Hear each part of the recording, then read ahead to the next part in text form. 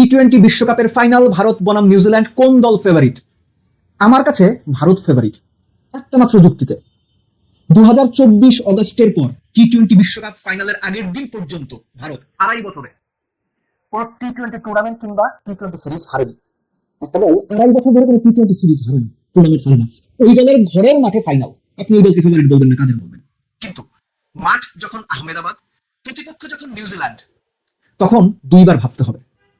এই আহমেদাবাদ ভারতের জন্য খুব পয়া মাঠ কিংবা লাকি স্টেডিয়াম এটা বলা যাবে না, এবং বলা যাবে না বলেই হয়তো একটু সংকোচের জায়গা থেকে, একটু ব্যাক ফিলের জায়গা থেকে শেষ পর্যন্ত ভারত হোটেল বদল করেছে, কারণ ওই হোটেলে থেকে তারা গুরুত্বপূর্ণ ম্যাচ হেরেছে, হোটেল বদলে ফেলেছে। So there R some things, যে ব্যাপারটা আমরা যত সহজভাবে দেখছি, যত সহজকে ভারতকে আমরা ফেভারিট মেনে নিচ্ছি, রিয়েলিটিটা ওরকম না। যে উইকেটে খেলা হবে, যে মাঠে খেলা হবে, সেই মাঠে সবশেষ 2024 থেকে যদি হিসেব করি, 5 বার পরে ব্যাট করা দল জিতেছে, 3 বার আগে ব্যাট করা দল জিতেছে। গত আইপিএল এর ফাইনালটা যে উইকেটে হয়েছিল, ওই উইকেটে আপনি ধরে নিতে পারেন মিনিমাম 180-90 রানের উইকেট। আর ইংল্যান্ড ভারত ম্যাচের মতো যদি ওই রকম ডিস্ট্রাকটিভ কিছু হয়, সেটাও হইতে পারে, অসুবিধা নাই। দুই দলের শক্তিমত্তার জায়গা, দুর্বলতার জায়গাগুলো একটু একটু করে আমরা টাচ করে যেতে পারি। নাম্বার 1, ভারতের যে ব্যাটিং লাইন আপ, সেখানে বাঁহাতিদের একটা আধিক্য রয়েছে।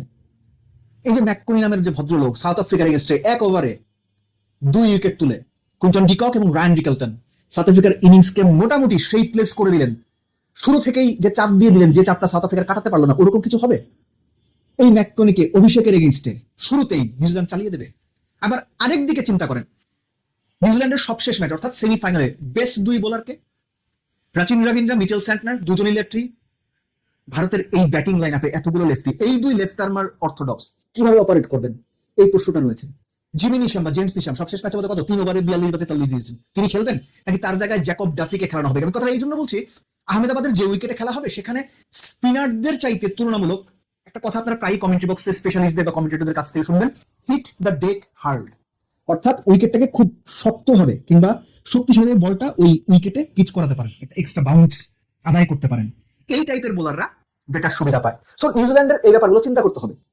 তবে ফিনালেন যেভাবে 33 বলে 100 করে ফেলেন, কিংবা ধরেন এই পার্টিকুলার ম্যাচে পুরো টুর্নামেন্টে সেভাবে নিজের নামের প্রতি সুবিচার করতে না পারে ড্যারেল মিচেল এমন একটা ইনিংস খেলে দিলেন, কিংবা গ্লেন ফিলিপস, তিনিও পুরো টুর্নামেন্টে নামের সুবিচার করতে পারেননি, যদি জ্বলে ওঠেন তখন কি হবে? আর আইসিসি ইভেন্টে ভারতের বিপক্ষে নিউজিল্যান্ডের রেকর্ড ভালো, তুলনামূলক ভালো, অন্য অনেকের চাইতে ভালো। উল্টো দিকে যান, ভারতের বোলিং, জসপ্রীত বুমরা, অনেকেই বলছেন 16 এবং 18 নম্বর ওভার ইংল্যান্ডের বিপক্ষে ম্যাচ সেট করে দিয়েছে, অর্থাৎ তিনি ম্যাচে জেতাতে সবচেয়ে বড় ভূমিকা রেখেছেন। সেই বুমরার ইন্টারন্যাশনাল ক্যারিয়ার অন্য সব দলের এগেনস্টে যা, নিউজিল্যান্ডের এগেনস্টে তার চেয়ে অনেকখানি খারাপ, অন্তত পরিসংখ্যান তাই বলে।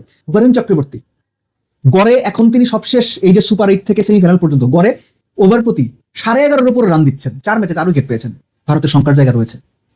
সামজু স্যামসন পরপর 2 ম্যাচে 2 অবিশ্বাস্য ইনিংস খেলেছেন, টপমোস্ট ইনিংস খেলেছেন, সবসময় এমন হবে তার কোনো মানে নেই।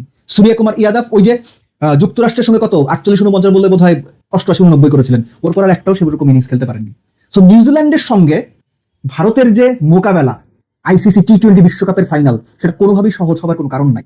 ভারত নামবে, খেলবে, তুরিতে ম্যাচ বের করে নিয়ে যাবে, এরকম হওয়ার সম্ভাবনা ভাই আসলে খুব কম। নিউজিল্যান্ড দলটা হচ্ছে সেই দল যারা প্রতিপক্ষ সম্পর্কে সবাই রিসার্চ করে, কিন্তু নিউজিল্যান্ডের ব্যাপারটা তারা রিসার্চ যেমন করে, খুব কঠিন পরিস্থিতিতে মাথা ঠান্ডা রেখে ক্যাপ্টেন এবং প্লেয়াররা সেটা এক্সিকিউট করতে পারে।